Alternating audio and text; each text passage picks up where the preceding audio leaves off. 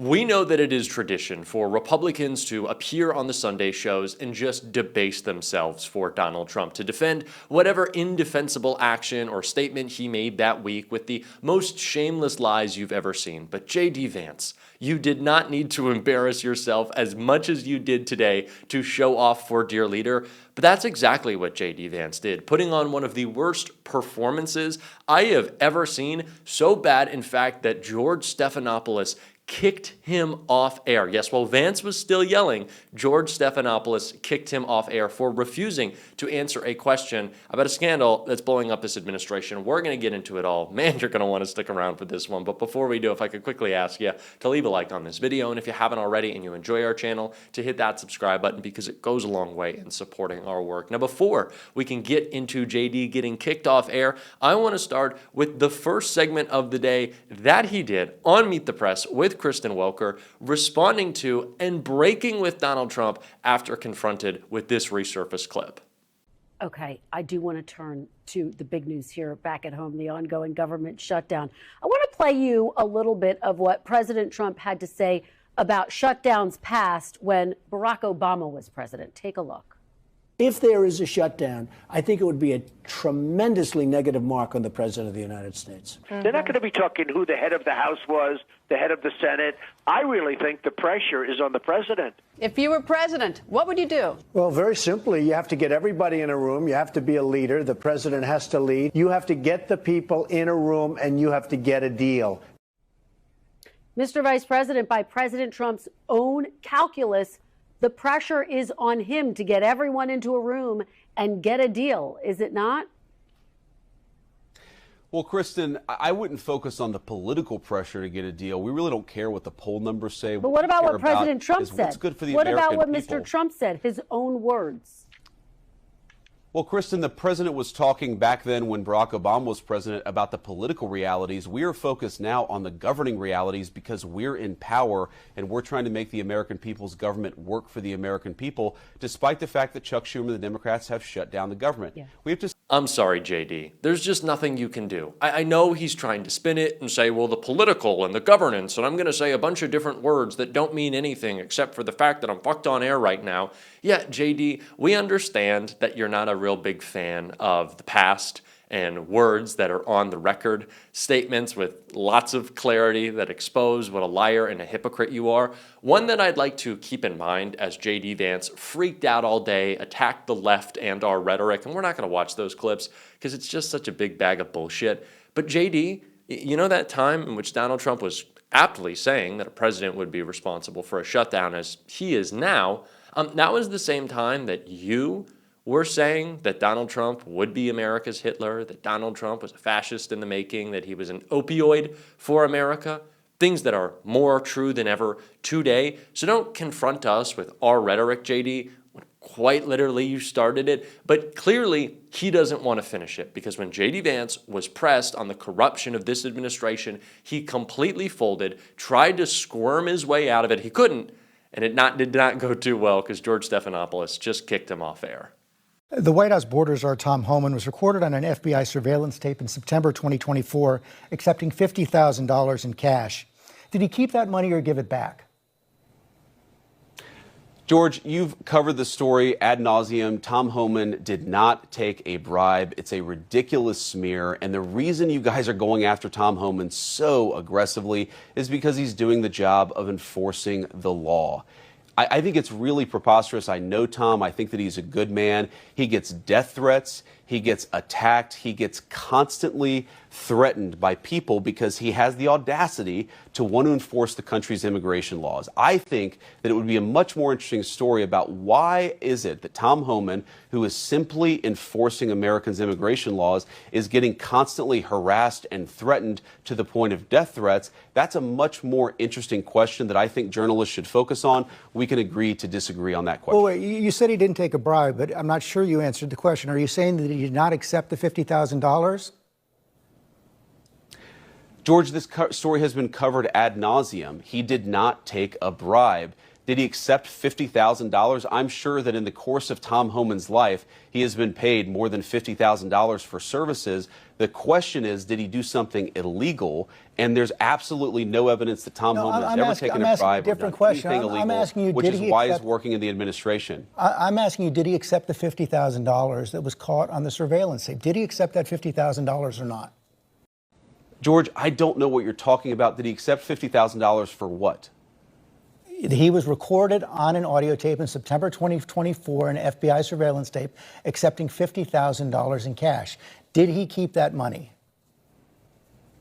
Accepting $50,000 for doing what, George? I'm not even sure I understand the question. Is it a crime? Even the far left media like yourself. So I'm actually not sure what the precise question is. Did he accept $50,000? Honestly, George, I don't know the answer to that question. What I do know is that he didn't violate a crime. So you don't, what was caught on the tape, you're saying right now you don't know whether or not he kept that money? I don't know what tape you're referring to, George. I saw media reports that Tom Homan accepted a bribe. There's no evidence of that. And here's, George, why fewer and fewer people watch your program and why you're losing credibility. Because you're talking for now 5 minutes with the Vice President of the United States about this story regarding Tom Homan, a story that I've read about, but I don't even know the video that you're talking about. Meanwhile, low-income women can't get food because the Democrats and Chuck Schumer have shut down the government. Right now, we're trying to figure out how to pay our troops because Chuck Schumer has shut down the government. You are focused on a bogus story. You're insinuating criminal wrongdoing against a guy who has done nothing wrong instead of focusing on the fact that our country is struggling because our government's shut down. Let's talk about the real issues, George. I think the American people would benefit much more from that than from you going down some weird left-wing rabbit hole where the facts clearly show that Tom Homan didn't engage in any criminal wrongdoing. It's not a weird left-wing rabbit hole. I didn't insinuate anything. I asked you whether Tom Homan accepted $50,000, as was heard on an audio tape recorded by the FBI in September 2024, and you did not answer the question. Thank you for your time this morning. No, Well, George, Governor I JD said that I Vance don't. Up next, we'll be right back. We're going to go ahead and clap it up for that. Yep, we're going to clap it up. That is a masterful performance from George Stephanopoulos. And really, that's the bare minimum. Like, that is what every anchor should do when these MAGA idiots come on air. They decide to lie. They won't answer questions. Just say, no. If you're going to lie, if you're going to feed me all the lines of bullshit, JD, if you're going to try to squirm your way out of this, you're going to say, well, the Democrats and Biden and blah and Hunter and Burisma, and you're just going to throw out a bunch of buzzwords. Say, no, we're done with the bullshit. You can exit the program. Stage left, JD. Go ahead. You're going to keep yelling? Had enough of you. Please get off air. And what's so funny about that clip is that Carolyn Levitt shared it. I don't really think she has a good read for like what's a takedown and like what's a dunk. And like, oh man, we crushed that one. JD looks so good. But Carolyn Levitt, I don't even want to pull up the tweet. I just want to tell you about it. It was like, George Stephanopoulos got so angry with JD Vance that he cut the interview short and he stopped it. And it's like, do you understand that doesn't look good for JD? George Stephanopoulos, a journalist, was not getting an answer to a basic question, so he ended the interview early because the Vice President of the United States is incapable of answering basic questions because he's a liar, a fraud, and the most corrupt chameleon in America. Like, this is a ladder climber who only cares about what the next rung up is. JD Vance doesn't care about truth. JD Vance has no principles or morals that ground him. JD Vance will just put on whatever face is best serving of him at that time. So good on George Stephanopoulos. Carolyn Levitt, you're still a moron. We've always understood that. And this is how interviews should be conducted. This is how you need to respond to these Republicans. They are lying. You can say that they are lying. You can call them out on their lies. And we continued to see that as Vance, what a disaster today was for him. Seriously, was asked about Donald Trump making targeted layoffs, people that he claims are Democrats, and that's apparently the reason why they're getting fired. But yeah, JD got some pushback when he tried to spin his way out of it. These aren't furloughs. These are notifications of being laid off, of losing their jobs. That's why it's a little different this time. And specifically, when it comes to what's happening within the health sector, CBS did confirm on Saturday that the Trump administration went and rescinded some of the layoffs of hundreds of CDC scientists who were mistakenly laid off on Friday and then told Saturday that's not the case. But some of them were involved with the federal measles response. Some of them were involved with the response on Ebola. How does a mistake like this happen? Did the White House even talk to the CDC? Well, so two responses to that, Margaret. First of all, I want to assure the American people that the frontline healthcare workers, the people who monitor measles, Ebola, and other infectious diseases, those people are still on the job, and we're trying very hard to figure out how to ensure those people get a paycheck, of course, because we want them to be happy and healthy. We want them to be able to do their jobs well.